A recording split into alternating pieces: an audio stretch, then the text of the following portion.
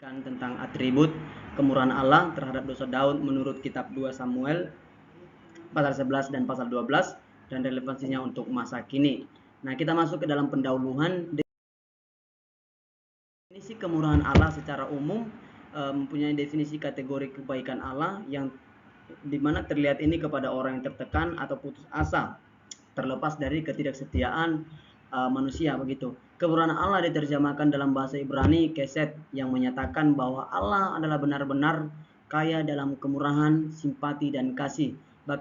Dalam kata Yunani kemurahan dalam perjanjian baru elos yang melibatkan ide belas kasihan dan juga simpati dan dapat diterjemahkan sebagai belas kasihan. Kita masuk kepada atribut Allah. Kalau berbicara tentang atribut Allah, mereka tidak pernah menempatkan satu atribut sebagai yang paling penting.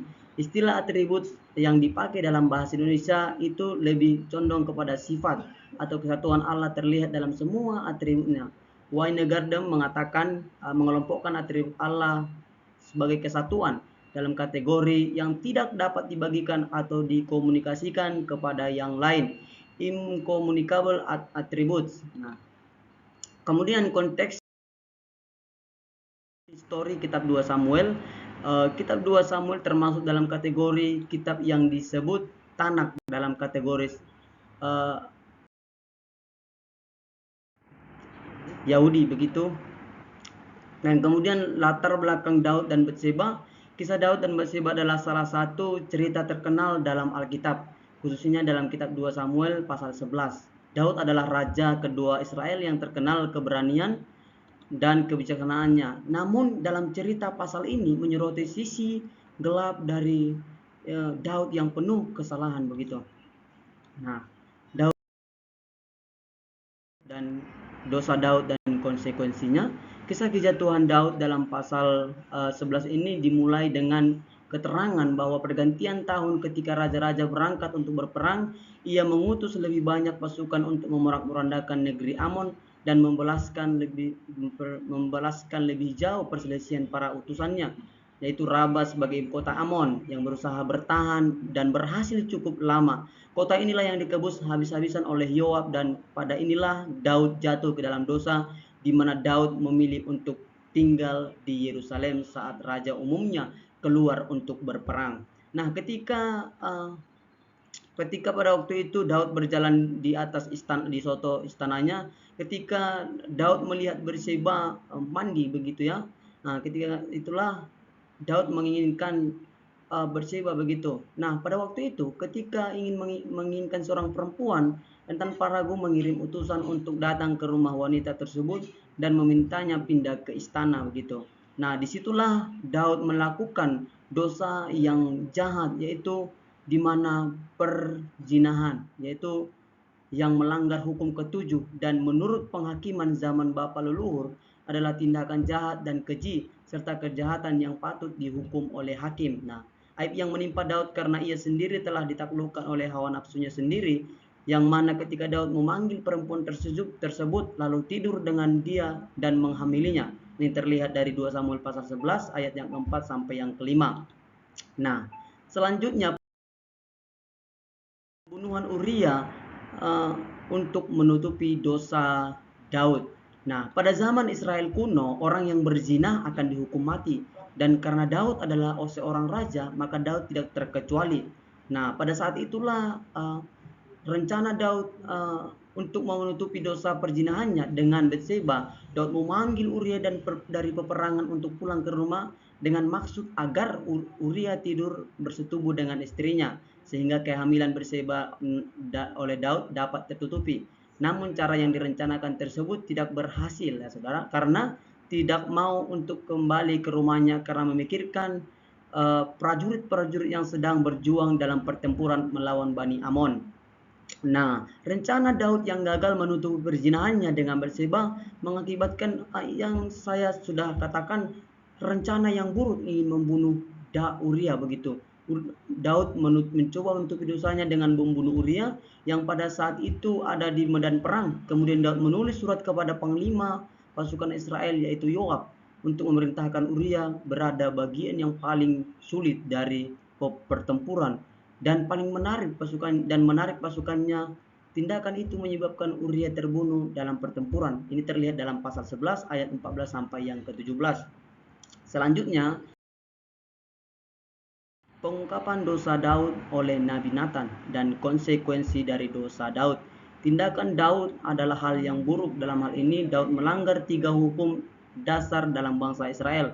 Yang pertama, mengingini istri orang lain. Yang kedua, berzina. Dan yang ketiga, membunuh. Kita lihat di Keluaran pasal 20 ayat 13 sampai 17. Dan di 2 Samuel pasal 11 ini, di bagian terakhir perikop menceritakan Daud tidak menyesali kejahatan yang dilakukan. Itu terlihat di mana Daud mengambil Batseba menjadi istrinya, dan itu jahat di mata Tuhan. Namun hal itu jugalah Allah mengutus Nabi Nathan untuk menegurnya. Di lanjutan pasal 12 begitu. Allah kemudian mengutus Nathan kepada Daud untuk menyampaikan kemarahannya atas perilaku Daud. Nah, kita lanjut.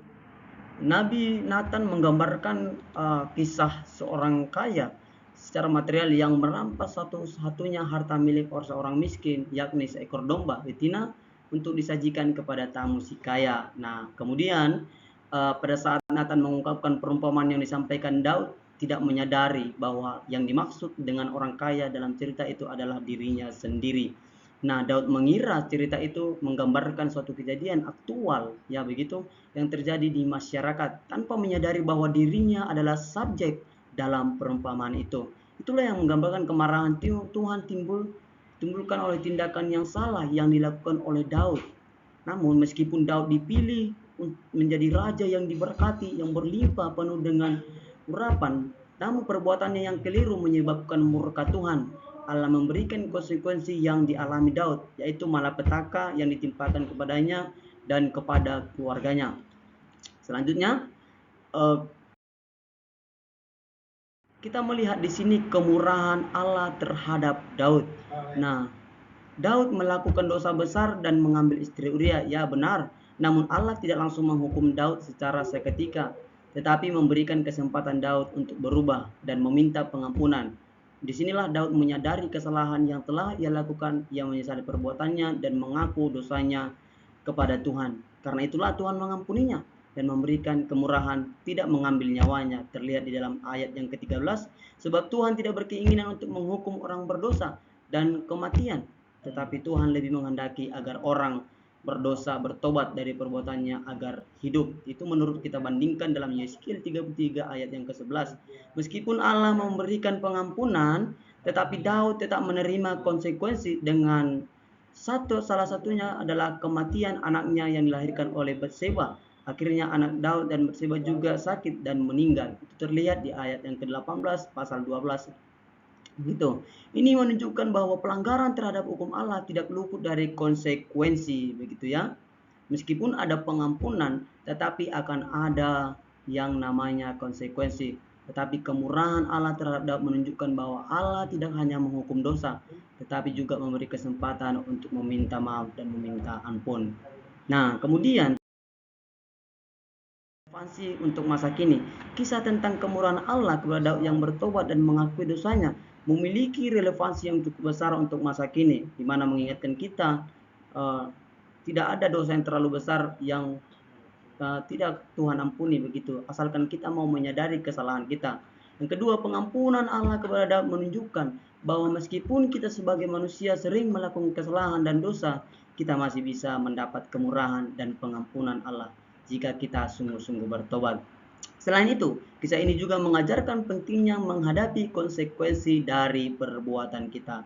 Meskipun Daud mendapat pengampunan, dia harus menghadapi konsekuensi dari dosanya, di mana termasuk kematian anaknya. Hal ini mengingatkan bahwa meskipun kita telah dimaafkan, kita harus bertanggung jawab atas perbuatan kita. Nah, kemudian yang menjadi kesimpulannya bagi kita, berhati-hati dengan dosa. Kesimpulan, ini adalah suatu hal yang menjadi sorotan dari seluruh pembahasan kita hari ini. Dosa adalah sosok yang dianggap oleh banyak orang. Raja Daud yang paling terkenal takut akan Tuhan dalam sejarah Israel. Namun kisah ini mengingatkan bahwa kita adalah sebagai orang-orang yang takut akan Tuhan, juga bisa jatuh dalam dosa. Nah, ini mengajarkan pentingnya kesadaran akan dosa-dosa dan ketersediaan untuk mengakui kesalahan kita. Yang kedua itu berani mengakui kesalahan. Ketika Daud diperhadapkan dengan kesalahannya oleh Nabi Nathan, ia tidak mencoba untuk membela diri atau menyangkal perbuatannya. Sebaliknya ia bertobat dengan tulus dan memohon ampun kepada Allah. Ini menunjukkan pentingnya bertobat yang tulus dan kerendahan hati dan menghadapi dosa.